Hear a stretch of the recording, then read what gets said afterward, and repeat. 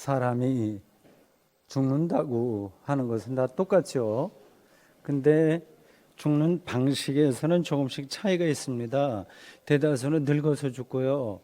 중간에 사고를 당하거나 뭐 병들어서 이렇게 죽기도 합니다. 아주 드문 경우는 어떤 걸까요?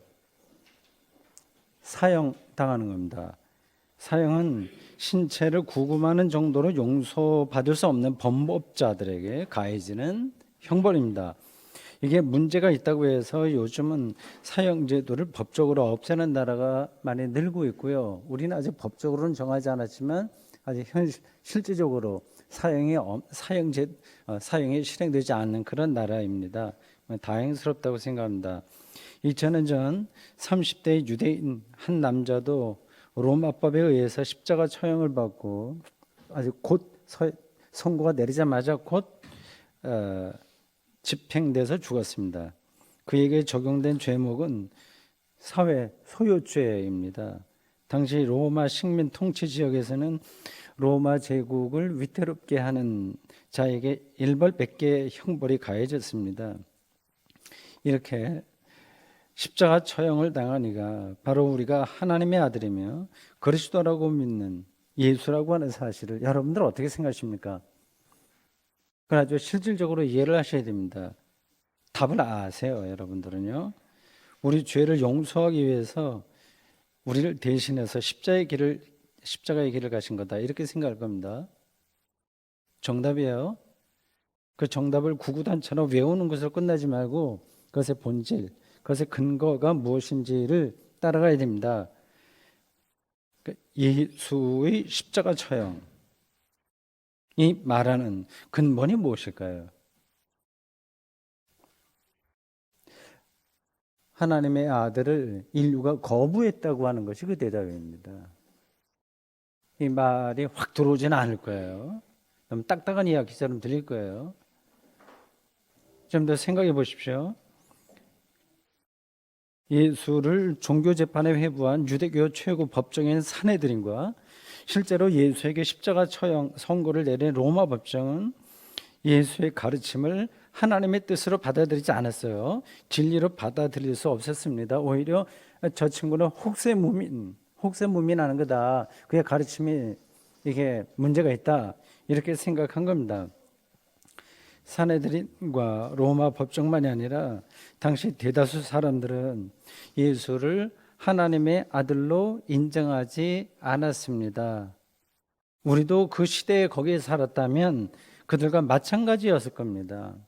굳이 그 시대로 돌아갈 것도 없어요. 예수가 하나님의 아들이라고 이렇게 우리가 명시적으로 고백하잖아요. 그렇게 믿고 있는 우리도 실제로는 예수와 그의 가르침을 진리로 받아들이지 않을 가능성이 많습니다. 아니야, 나는 그러한 실시하게 믿는 사람하고는 달리, 형식적으로 믿는 사람하고는 달리 분명히 예수님을 하나님의 아들로 믿어라가 나는 그의 말씀대로 살고 있어 그렇게 주장하고 싶으신 분들이 있을 겁니다. 그런지 안 그런지 오늘 제 3독서로 읽은 성경 본문에서 확인해 보겠습니다. 이 말씀의 전반부 누가복음 9장 51절에서 56절은 예수님이 예루살렘으로 내려가다가 중간에 사마리아에 잠깐만 들렸다가 벌어진 어떤 이야기입니다. 이 사마리아 사람들은 예수님이 그냥 오셨으면 아마 환영했을지 모르겠는데 예수님이 예루살렘으로 내려가는 중이다 이런 말을 듣고 받아들이지 않았다고 합니다. 그 당시 유대 지역에 사는 사람들, 예루살렘이 유대 지역이었거든요.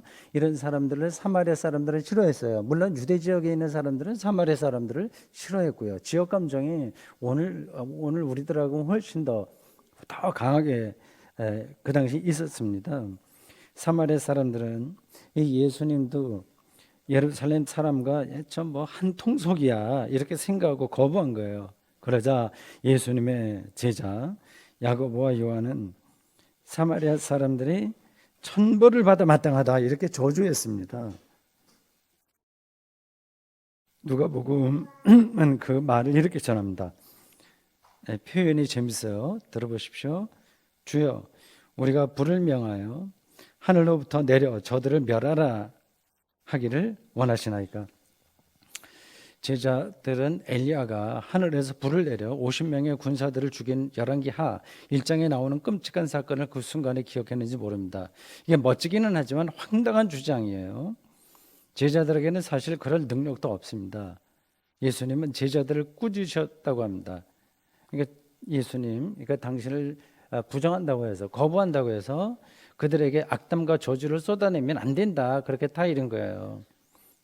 누가복음 기자가 이런 극단적인 이야기를 누가복음만 이야기하고 있어요. 다른 복음서에서는 나오지 않는 이야기입니다. 이렇게 말한 이유는 그 다음에 나오는 이야기를 강조하기 위한 겁니다. 그러니까 앞에 지금 바로 제가 설명한 그 이야기는 예수님을 노골적으로 거부한 것이기 때문에 저 친구들 뭐 예수 좋아하지 않는구나 이렇게 우리가 알 수 있지만, 그 뒤로 나오는 이야기 57절에서 62절까지의 이야기는 겉으로는 예수를 따른다고 하는 거예요. 그렇기 때문에 그들이 실제로는 예수님을 거부한다고 하는 사실이 눈에 들어오지 않습니다. 여기에 세 사람이 등장해요. 첫째 사람은 예수님에게 9장 57절에 이렇게 말합니다. 어디로 가시든지 나는 따르겠습니다. 바로 앞에서 천벌을 받아 마땅하다 이렇게 제자들이 말할 수밖에 없을 정도로 예수님을 거부한 사마리아 사람들의 행태를 놓고 볼 때 이 내가 따르겠습니다 하는 이 사람의 말은 굉장히 괜찮은 거예요. 가상하고 기특합니다. 진정성이 있어 보입니다. 이런 말들은 사실은 예수님이 다른 제자들도 다른 곳에서 여러 번 한 거예요. 뭔가 감동적으로 들리는 좋은 이야기라서 칭찬받을 만한데 예수님은 의외의 대답을 하셨습니다. 58절입니다. 여우도 굴이 있고 공중의 새도 집이 있으되 인자는 머리 둘 곳이 없도다. 유명한 구절이죠. 예수님이 당신 자신의 실존을 그렇게 이해했다, 그런 말씀으로 우리가 일단 읽을 수 있어요. 아무도 나를 이해해 주지 못하는구나, 그런 뜻입니다. 그러나 그것만이 아니라 예수를 따르겠다고 다짐하는 사람들을 향한 준엄한 경고이기도 합니다. 뭔가 보상을 기대하고 예수를 따를 수 없다고 하는 사실을 명명백백하게 밝히신 거예요. 그러니까 예수 믿으니까 인생이 잘 풀릴 것이라고 하는 기대는 예수님을 통해서 채워질 수가 없습니다. 왜냐하면 예수님은 머리 둘 곳도 없는 분이기 때문입니다. 그렇기 때문에 머리 둘 곳도 없는 분이기 때문에 세상의 작동 원리에 반듯하게 적응해서 잘 살아가는 사람들에게는 예수 따르는 것이 별로 내키지가 않는 거예요. 예수 따르고 싶지 않다고 생각하는 것이 아주 정상적인 그런 생각입니다. 예수를 따라왔던 많은 사람들이 실망하고 떠났다는 이야기를 여러분들은 복음서에서 종종 읽었을 겁니다. 대표적으로 마태복음 9장 16절 이하에 나오는 이야기입니다. 어떤 젊은 친구가 부자였다고 그래요. 영생에 대한 질문을 들고 예수님에게 온 거예요. 이제 구원에 대한 문제이죠. 굉장히 괜찮은 젊은 친구입니다. 근데 마지막에 예수님께서 모든 거 다 포기하고 소유를 포기하고 가난한 사람들에게 나눠주고 따라라 이랬더니 근심하면서 떠났다고 합니다. 둘째 사람은 나를 따르라는 예수님의 말씀을 듣고 재미있는 이야기일 때 말을 해요. 우선 우리 아버지가 돌아가시는데 장례 치르고 따르겠다 얘기합니다. 그럴듯한 이야기예요. 당연한 겁니다. 아버지 장례는 인간 세상의 일에서 가장 중요한 겁니다. 그렇죠? 율법에도 이건 꼭 해야 된다. 제사장도 이런 일을 해야 된다. 그렇게 인정받고 있는 일입니다. 그런데 예수님의 대답은 의외였어요. 60절입니다. 죽은 자들로 자기의 죽은 자들을 장사하게 하고 너는 가서 하나님 나라를 전파하라. 얼핏 들으면 말이 되지 않은 겁니다. 아버지 장례 치르고 따르겠다고 하면 그래 잘하고 그래 와라 이렇게 할 만한데, 그 죽은 사람에게 맡기고 너는 하나님 나라 전파라고 하는 게 이게 말이 되지 않아요. 예수님이 정말 이렇게 말했다고 하면 좀 이상한 분이죠. 이 말씀은 두 가지 사실을 전제합니다. 하나는 부친 장례 우는 이것은 실제로 장례를 가리키는 게 아니라 예수 따르는 것을 회피한 것이라고 하는 사실입니다. 이 사람의 말이라고 하는 건 이중적이에요. 겉으로는 굉장히 호의적이지만 속에는 다른 게 많이 들어있을 수 있습니다. 장례라고 하는 그럴듯한 말이지만 이건 핑계입니다. 겉으로는 예수를 따를 것처럼 신용하지만 속에는 그런 마음이 전혀 없어요. 그러던 차에 아버지 장례가 생긴 겁니다. 핑계거리가 생긴 거예요. 옳다구나 하고 이제 장례 치르러 가겠다 이렇게 얘기하는 겁니다. 다른 하나는 하나님 나라가 예수님이 말씀하신 하나님 나라가 모든 인간적인 일들을 능가한다고 하는 사실입니다. 사실 오늘 설교의 핵심이 이건데요. 인간적인 일들, 정말 소중하다고 생각했던 것보다 그것을 능가하는 사건이라고 하는 거예요. 그것을 알고 느끼는 사람은 이 장례, 이건 저 모든 사람들에게 관심거리고 의식이고 굉장히 중요한 건데 이런 모든 급하다고 생각하는 일들을 옆으로 밀어놓게 됩니다. 하나님 나라가 더 자기 삶에서 위급하다고 하는 걸 알기 때문입니다. 이 사실이 절실하게 다가오지 않은 사람은 기회만 되면 예수를 따르지 않을 핑계거리를 찾게 되고 모든 것이 다 핑계거리로 눈에 보이게 됩니다. 셋째 사람은 조금 더 그럴듯해요. 내가 당신을 따르기는 하겠지만 이제 자기 스스로 말하는 거예요. 앞에서는 예수님이 따라라 그런 말을 듣고 다른 태도를 취했는데 이 사람은 자발적으로 얘기하네요.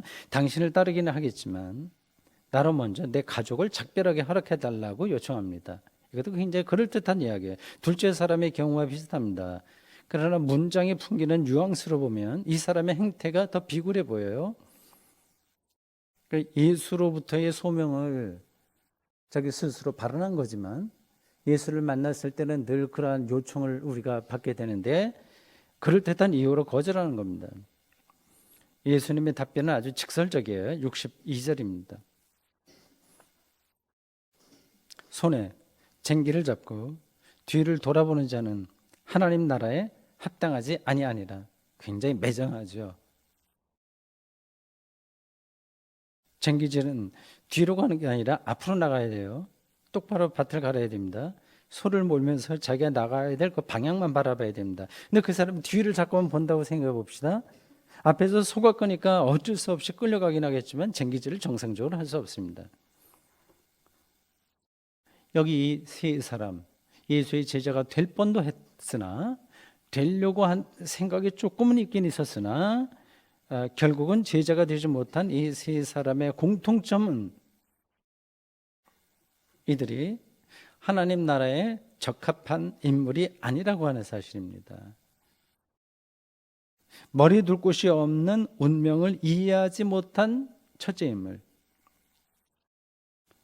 아버지 장례를 핑계댄 둘째 인물, 가족과의 작별 인사를 핑계로 된 셋째 인물은 다 하나님 나라에 어울리지 않다는 사실입니다. 좀 불편하시죠? 이런 얘기 들으시면. 여러분들은 각자 어떻습니까? 어떤 생각이 듭니까? 나도 이 세 사람보다 나을 거 없다. 그렇게 생각을 주로 하실 거예요. 조금 더 폭넓게 생각하는 사람이라고 한다면 그래 모든 그런 일상들을 우리가 소중하고 급해서 꼭 해야 된다고 생각하는 그런 일상을 부차적인 것으로 만든다고 하는 그 하나님 나라가 도대체 뭔가에 대한 관심이 갈 거예요. 그리고 그것을 어떻게 경험할 수 있는지에 대해서 궁금하게 될 겁니다.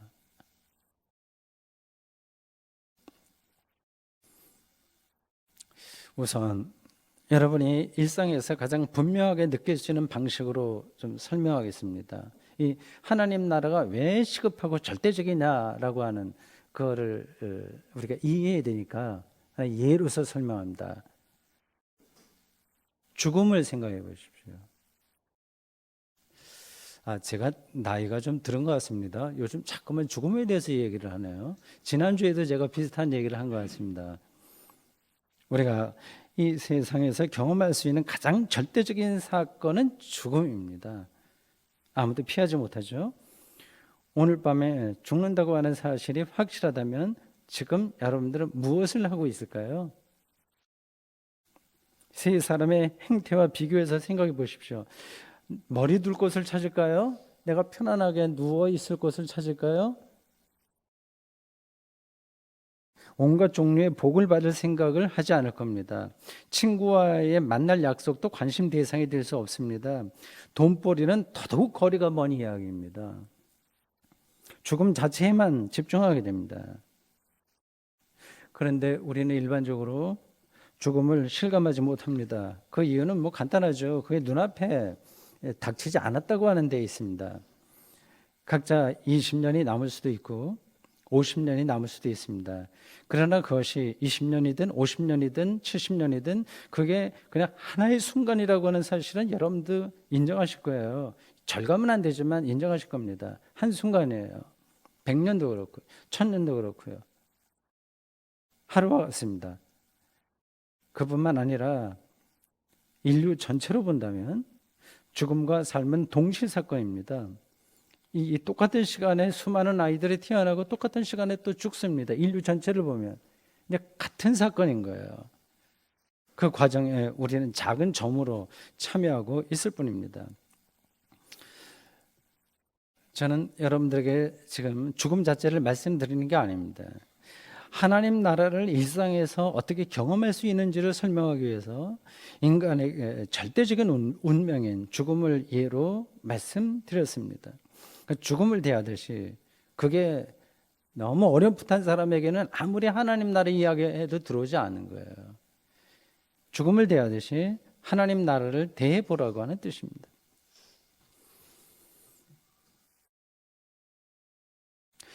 예수님이 하나님 나라를 가장 분명하게 말씀하신 대목은 산상수훈에 나오는 마태복음 6장 33절입니다. 무엇을 먹을까 마실까 입을까 하는 염려는 이건 이방인이 하는 거다.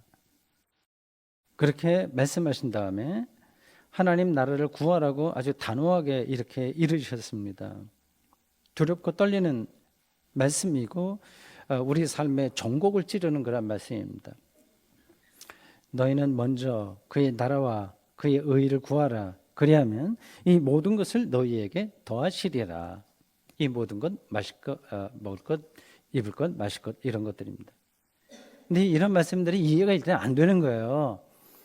하나님 나라와 의를 구해도 그러니까 교회 열심히 나온다고 이제 일단 생각한다면 그래도 그게 당장 먹게 생기는 건 아닙니다.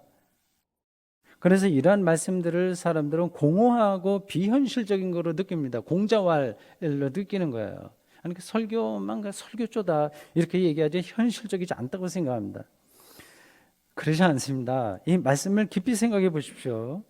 이것은 하나님 나라에 눈을 뜬 사람에게, 그러니까 하나님 나라에 눈을 뜬 사람에게 하나님의 통치를 아주 절절하게 리얼하게 경험한 사람에게 주어진 삶의 새로운 차원을 가리킵니다.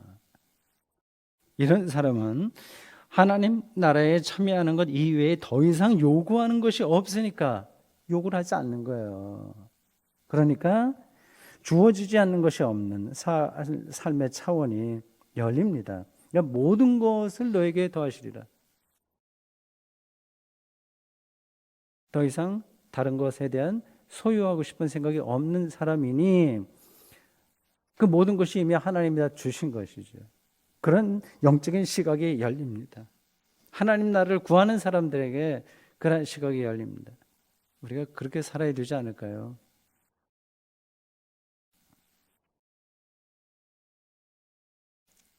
이러한 저의 설교를 듣는 이 순간에 여러분들은 그렇구나.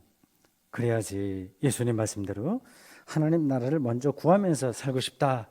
이런 마음이 어떤 사람은 좀 강하게 들기도 하고 어떤 사람은 그러고 싶다. 그런 생각이 조금은 들 겁니다. 그런 생각이 없으면 여러분 신앙이 유지되지가 않습니다. 근데 그러한 생각은 우리가 다 하고 있는데 다만 당신이 이야기하고 있는 그 하나님 나라가 뭐냐 여전히 그게 모호하다. 손에 잡히지 않는다. 그런 생각이 들 겁니다. 하나님 나라를 직접 경험할 수는 없습니다. 당연히 그래서 그저 모호하다고 생각이 드는 건 당연합니다. 하나님을 어떻게 손으로 우리가 만질 수 있어요? 그거 같습니다. 다만 하나님 나라가 임했을 때 일어나는 현상을 통해서 간접적으로 하나님 나라를 경험할 수 있습니다.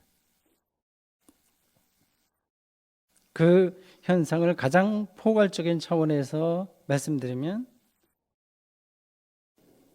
뭘까요? 해방입니다.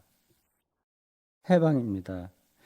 오늘 제2 독서인 갈라디아서 5장 1절에 그리스도가 자유를 주셨다고 하는 것, 자유, 해방입니다. 하나님 나라는 해방으로 경험됩니다. 무엇을 먹을까 마실까 입을까 하는 염려로부터의 해방으로 경험됩니다.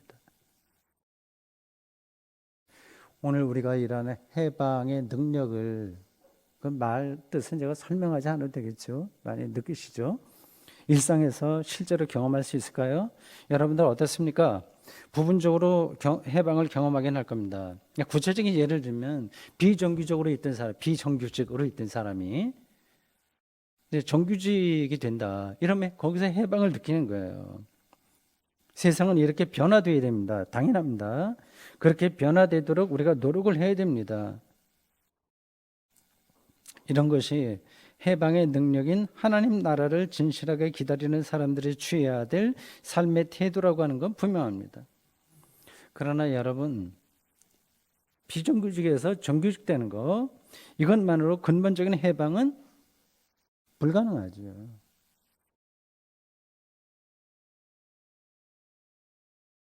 인간 세상에서 해방을 추구하는 인류의 노력이 그거예요. 비정규직에서 정규직, 월세 살다가 뭐 조금 집 마련한다거나, 예를 들면 그게 이제 아픈 사람이 치료된다거나, 그게 다 해방의 차원입니다.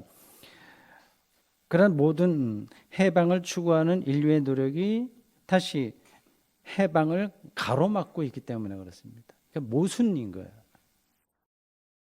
인간은 그 모순 속에 살아갑니다. 마치 죽기 위해서 산다고 하는 모순처럼 열심히 살지만 결국은 죽잖아요. 그 죽기 위해서 산다고 하는 말처럼 모순인데 하여튼 거기에 우리가 던져져 있어요. 세상에 그런 방식으로 우리가 들어와 있습니다. 그런 모순처럼 해방을 향한 인간의 모든 노력은 결국 해방을 부정해버립니다. 작은 집에서 살다가 넓은 집에 간 사람은 조금 있으면 그걸 경험할 겁니다.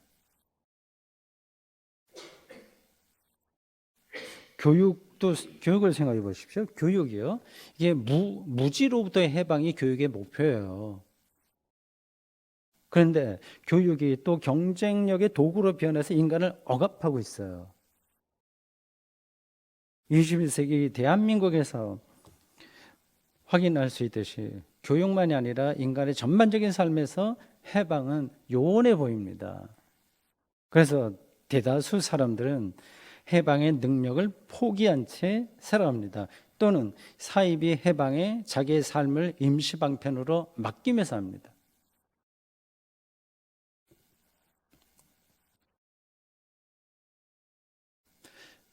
여러분, 예수님의 제자들은 하나님 나라가 해방의 능력이라고 하는 사실을 예수 그리스도에게서 완전히 새롭게 경험했습니다.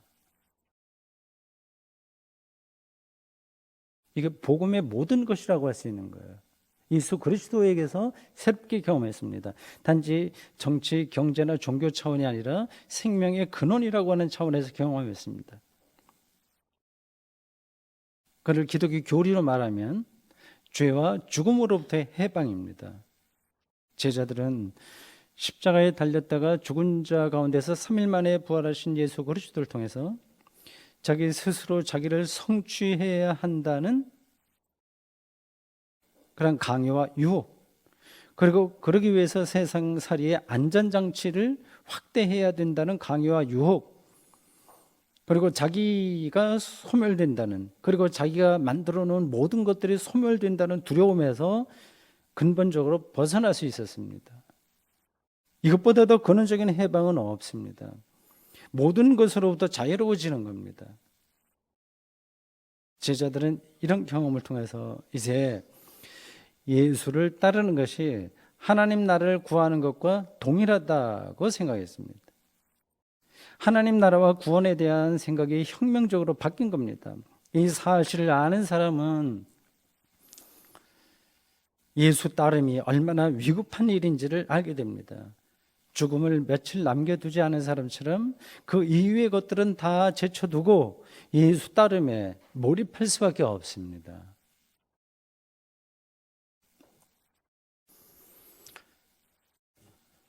직장 생활 다 때려치우고 교회만 열심히 나오면 된다는 뜻으로 저희의 설교를 오해할 분은 아마 여기는 없을 거예요. 세상살이 그냥 형편대로 하시면 됩니다. 우리가 수도원에서 살아가는 게 아닌 한 이 세속의 삶은 그런 방식으로 받아들이면 됩니다. 어떤 방식으로 세상살이를 하든지 자신이 지금 하나님의 나라에 집중하고 있는지 아닌지를 부단하게 성찰하는 게 중요합니다. 그게 영성인 거예요. 하나님 나라, 즉 하나님의 다스림에 집중한다고 하는 것은 오늘 성경 본문의 표현대로 쟁기를 잡고 뒤를 돌아보지 않는 삶의 태도입니다. 이건 강요하는 게 아니에요. 억지로 그렇게 해야 되는가 보다 하는 그런 억지 강요가 아니라 이건 순리적인 겁니다. 아주 자연스러운 겁니다. 하나님 나라에 붙들린 사람은 저절로 뒤를 돌아다볼 겨를이 없는 거예요. 내 재산이 얼마나 되는지 뒤돌아보는 거죠. 자식 농사를 얼마나 잘 지었는지, 나를 존경하는 사람들이 얼마나 많은지, 목사의 경우에는 교회를 얼마나 성장시켰는지에 대해서 염려하지 않게 됩니다. 뒤를 안 돌아보는 거예요. 생명이 완성될 종말의 빛이 그 사람의 영혼을 사로잡고 있기 때문입니다.